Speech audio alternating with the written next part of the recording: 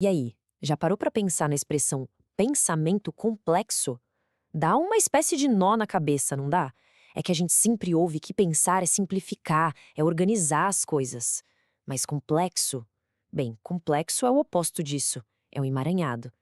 Então fica a pergunta: será que um dos maiores pensadores do nosso tempo, o Edgar Morin, criou uma expressão que, no fundo, não faz sentido? É isso que a gente vai desvendar hoje. Pois é, a pergunta que vai guiar a nossa conversa é exatamente essa. Será que pensamento complexo é uma contradição, tipo um silêncio barulhento? A resposta para isso pode mudar completamente o jeito que a gente enxerga o ato de pensar. Ok, só para todo mundo ficar na mesma página, um oxímoro é basicamente isso: juntar duas palavras opostas para criar um efeito, um sentido novo. Morto-vivo, fogo amigo, pegou a ideia, né?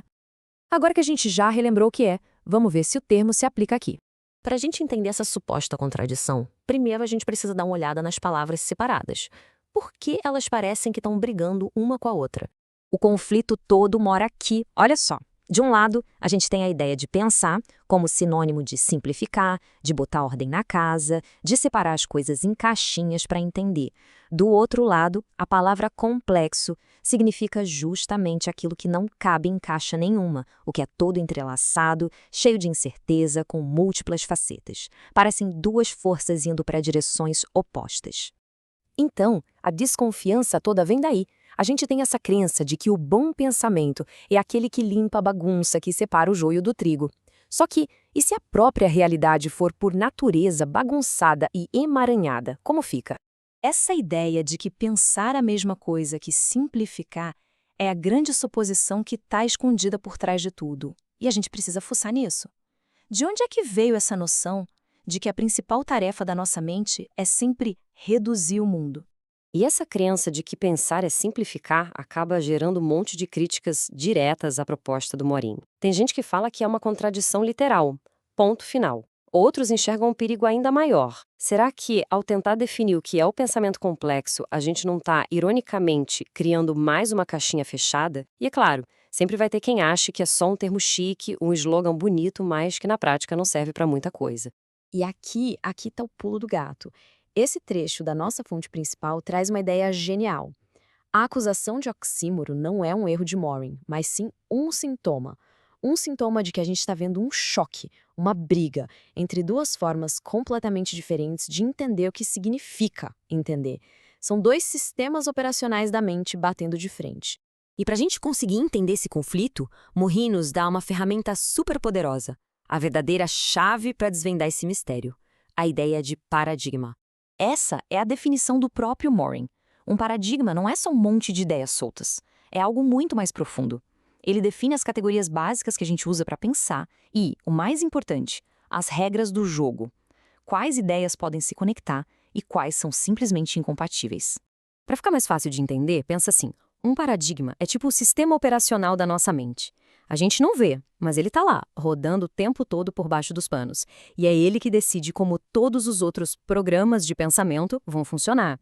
E é esse sistema operacional invisível que decide, antes mesmo da gente começar a pensar, o que vai nos parecer lógico e o que vai soar como um completo absurdo. Ele desenha as fronteiras do nosso próprio pensamento sem que a gente nem perceba.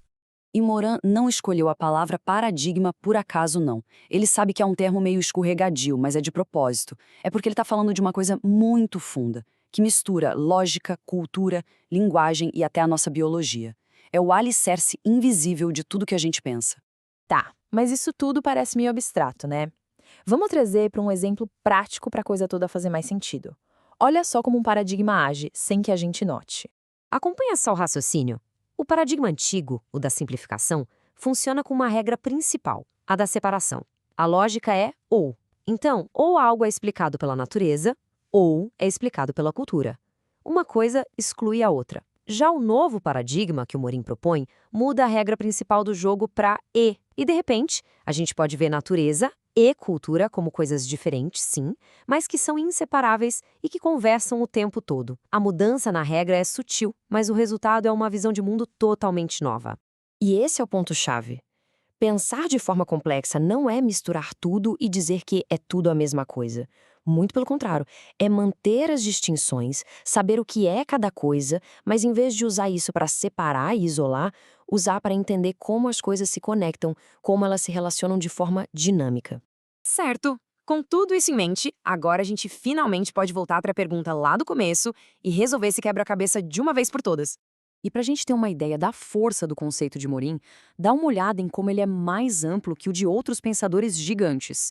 Enquanto alguns focaram em paradigmas dentro de uma ciência, ou de uma época, ou só na linguagem, Morin vai mais fundo. Para ele, o paradigma envolve tudo: a ciência, a cultura, a linguagem e até nosso corpo e nosso cérebro. É um conceito muito mais completo, muito mais complexo. E com isso, a gente chega à conclusão: pensamento complexo não é um oxímoro, não é um erro de português, nenhuma falha na lógica.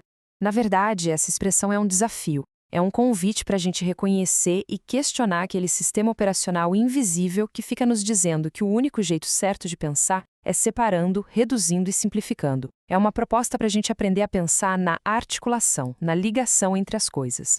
E para a gente fechar, fica essa provocação para pensar. Se todos nós funcionamos dentro desses paradigmas invisíveis, quais são as regras, as lógicas de pode e não pode que estão governando o nosso jeito de pensar agora, nesse exato momento, sem que a gente nem se dê conta?